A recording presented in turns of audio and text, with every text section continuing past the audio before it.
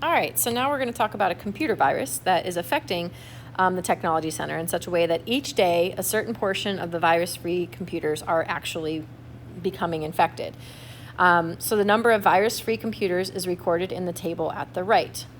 How many computers are in the Technology Center? Well, if we look at day 0, that would be before any computers are infected. So we'd say this is our number of computers in the actual computer center.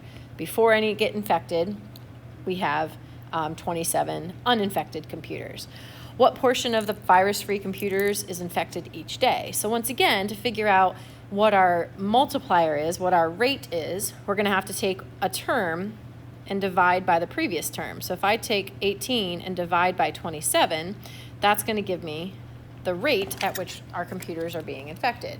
Now, you could write this as a decimal, or it's going to end up being 0.66666 repeating, which is the same thing as saying 2/3. So what portion of the virus-free computers is infected each day? 2/3. That's our multiplier. That's how we're finding out how many will be infected the next day.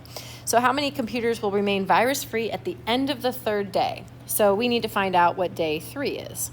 Okay, so day 3 means we're going to take the previous day, 12, and we're going to multiply by 2/3. So if I do this by hand, I think of it as 12 over 1 times 2 over 3.